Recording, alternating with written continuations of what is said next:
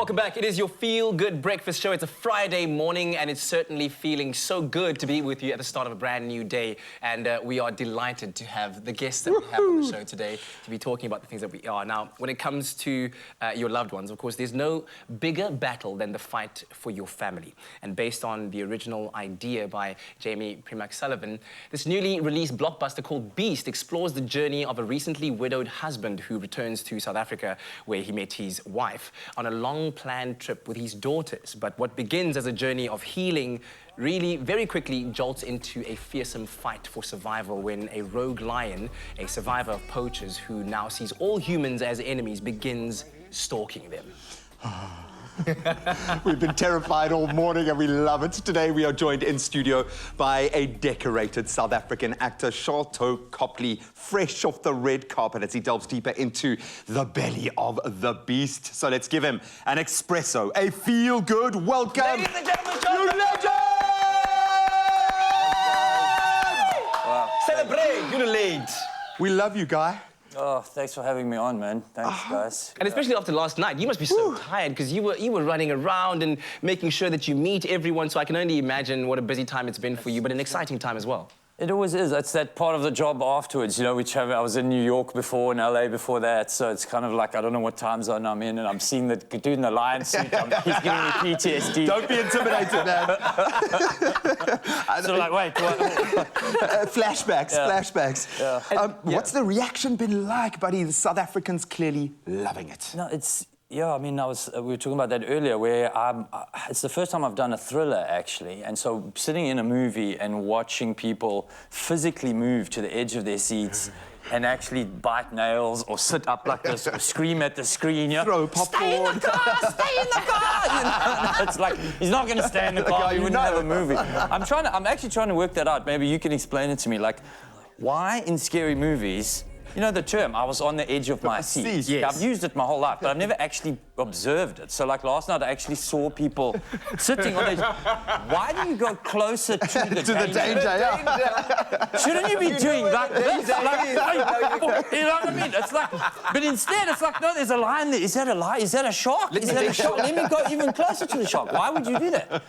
I'm genuinely asking, it doesn't make any sense. People are moving their kids in front of them, human shields, anything, man. I think we all want that moment when that lion then pounces into your face and you're like, whoa! Like, we live for that moment. I think we want that. Yeah, man, we right? And you need achieve it. that in such a beautiful way. Your team behind the scenes working incredibly to produce these graphics that, you know, we saw earlier on that produced a very visceral experience. Yeah. What was it like working with the team to produce this level of quality work? I mean, I was extra proud of this because obviously it's shot in South Africa. There's a lot of high-level South African crew working creatively on the film. If you just take the fact that this film is very immersive, one of the takes there where I'm engaging with the lions is a 7-minute take, you know, that we did in one shot on the Steadicam. Yes. So we've got this incredible sort of choreography, almost like a dance that's going around the characters and obviously where the CGI characters are going to be. So that first camera operator guy, South African guy named Dale Rodkin, working with the director all day long. Just the two of them would go in sidebar, and then Dale's coming to talk to us, director's coming to talk to us about, like, what if you went around this way, what if you went... And we'd rehearse a scene for, you know, most of the day, and then we'd have like 2 or 3 shots as the sun was going down to sort of try and get it perfect. So and you've got to get it done. You know what I was wondering, because yesterday when Sharlto was in front of the audience talking about working on the movie, you said at one moment that some people were like, oh, you should do the British accent because you know, Idris is British mate or whatever. But then you actually got the chance to just be you, South African. How cool was that to be able to infuse that into the project? Like, I'm South African, so I'm just going to be me. Yeah, I mean, since District 9, I've always tried to do that, you know, in whatever small ways I can. And exactly, I came onto this. When I came on, it was set, I don't know if it was Kenya or somewhere up sort of more northern Africa is where it was set. And my character was written as an English, yeah, exactly that. You know, it was going to be like, hello, Idris, how's it going, mate? Here's a lion. We got big lions in Africa, you know? And it's sort of like, well, why? Like, why would we do that? So yeah, as I sort of engaged the filmmakers, they were sort of, you know, kind of said, well, let's set it in South Africa and let's let you be South African, so I sort of jumped at that. And we've got to applaud you because you kind of earned the license to be able to do that. And I think every South African who's only ever seen a South African accent coming from a terrible villain in a movie is so appreciative of the fact that this is how we're seeing it play out. I've got to ask though, when the CGI is so good, yet the end result is so visceral, like you feel it. When you're shooting in such a mechanical process, how do you take it there? How do you get to that space? As you say, when every second is mapped out so mechanically, how do you take us into that space? Yeah, that was the most challenging part for me personally on this movie, because I'd never worked like that before, to that degree of like a 7-minute long take where everything's choreographed. I like to sort of mix it up and change things. Idris does as well, and so we would, while we were rehearsing, we would throw out different ideas, we would change dialogue and then try and get what we felt was working better in the flow of the scene. But there is, yeah, it's just a specific art of just trying to stay relaxed, I suppose, is the key as well. So that, you know, in between takes, we had such a great vibe with the 4 of us in the car. We were always playing the fool and messing around. And so that you don't have the stress of like, okay, now you've only got one chance. The sun's going down, don't blow it 5 minutes in, you know.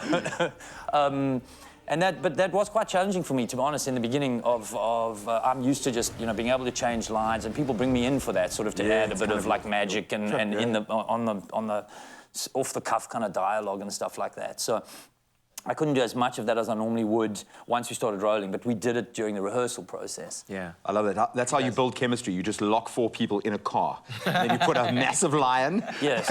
And you just see what happens. Or you put a stunt man with like his little leotard. It was amazing. Like what we were actually acting against. It was. He actually has a better looking lion than more than what intimidating. we had. Yeah. No, yours is actually more scary. We had a guy with like a grey suit, like a ballet sort of leotard. Oh wow. And then, so he wears that underneath, and then he's wearing the full size. It's all for, the size of the head is correct. There's no fur, not like nice and soft and cuddly like yours, just for solid surfaces. And then like the real size paws as well. And then the guy's coming at me. It's like the worst version of like a high school mascot that I'm busy wrestling Kind of with. freakishly nightmarish in itself. Yeah, Maybe there's it's all something that- grey, so it's kind of weird. And then the guys inside, they would get really grumpy because it was really hot. They actually, I think on Jimmy Fallon, they were making fun of, they actually brought up a picture of it. You guys should try and see if you could find it. One of the stunt guys who was in it a lot, and he was getting very sort of hot and bothered. I suppose as you would, if that's what you did, you know, like the guys in those Disneyland characters or whatever, and you're looking through a little mesh to try and see the guy. Kids are beating you. And then I'd provoke him. I'd be like, come on, bro, like raw, like give me like your best raw. Come on, boy, go, let's see. Listen, I'm looking forward to having more conversations with you about the movie. Do check it out. It is released nationwide today. The movie is called Beast. Check it out. Beautiful poster. Sholto Copley will be with us for a few more moments. We love you, guy. Too much.